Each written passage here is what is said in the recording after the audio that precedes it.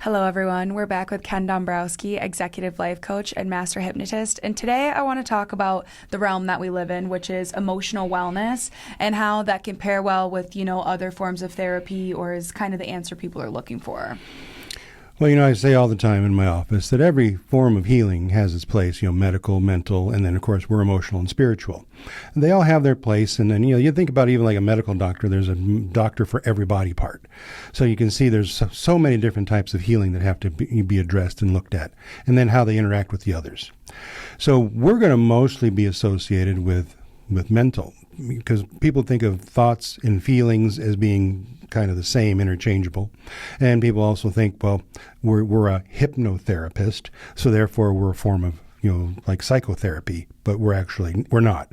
We are going to be adjacent to, rub up against, and even overlap with psychotherapy, counseling, but it's definitely not the same thing. And I think you'd probably be able to characterize it even a little bit better than I am. I mean, I think you're on the right track. It's just usually when I'm in a discovery call with someone and, they say they've either tried traditional therapy in the past and it wasn't cutting it, or they currently are seeing a psychotherapist or something, I have the same answer. And, we are usually the last stop for a lot of people, because you're told to go to emotional and physical wellness, or not emotional, sorry, mental and physical wellness first. And that's supposed to just kind of encompass emotional wellness as well.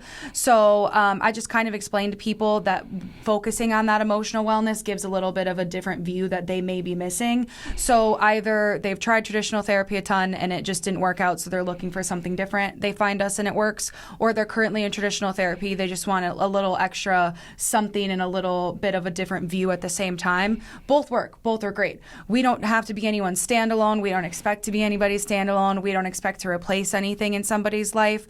We're just here to kind of offer a different view and a different perspective than what would be someone's offering with just a psychology background, which, not to say there's not hypnotherapists that don't do it clinically and from a psychological standpoint. We just choose the alternative route, and that's really seems to be where a lot of the good information comes from for us. I need to do a better job at explaining that than I was. And the other thing I think I can add to that is that to support what you're saying, we are not arrogant people. We're not going to say, going to a therapist is a waste of your time and money, just come to see us. Or forget about going to that doctor. We're going to be your one-stop. We are not your one-stop answer for everything. We are here to help and I like to even look at it like complement what you're already doing. Because the things that are getting people, psychotherapy is getting people, certain place, and then they just kind of get stale and stuck because that's where it ends, and then we can pick up there. So we are always, we seem to almost always be a great complement to what you're already doing. We've said this in videos before. We really don't want to be your first stop. Right. We want you to go through psychotherapy. We want you to get diagnosed. We want you to get an understanding for what you've got going on, and then begin to learn how to kind of work with it a bit in your life and be self-aware and self-identify. And then when you come to us, we don't have to go through that whole education process with you.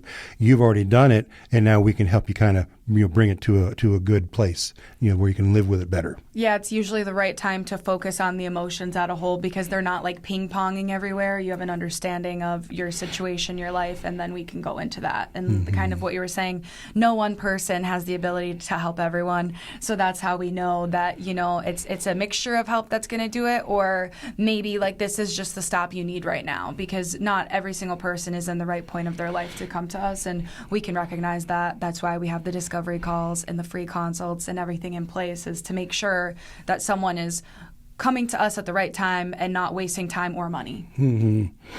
I think just one more thing I'd add to that, and we may have mentioned this before, but I want to just repeat it again here if we have. To go through all those steps of psychotherapy and medical, and you still have this phantom pain that no one can figure out, or you have this autoimmune disease that just there's no resolve for it except a bunch of drugs to just kind of help it manage throughout the day, the symptoms, or some kind of a mental issue going on of depression or anxiety that you just aren't getting any more help with. Those are the ones where we really are going to shine for you, because all the other stuff has been exhausted. It's still a mystery. So that almost, I can say 99.99% of the time, that's going to be an emotional, spiritual issue that we then would be the answer for you. I think it also comes down to like beliefs, like we believe that that is the result, like we believe that emotional turmoil in the childhood or whenever throughout your life can show in different ways. So for us, like if you want to believe with us, then that's something that we can help you with. And, not everyone's on the same page all the time. So, yeah. In our office on the whiteboard, I put up this, and I think I may have mentioned this before, but again, bears repeating. I draw a kind of a semicircle or a crescent shaped line on the top of the whiteboard. I just do that because it's fun.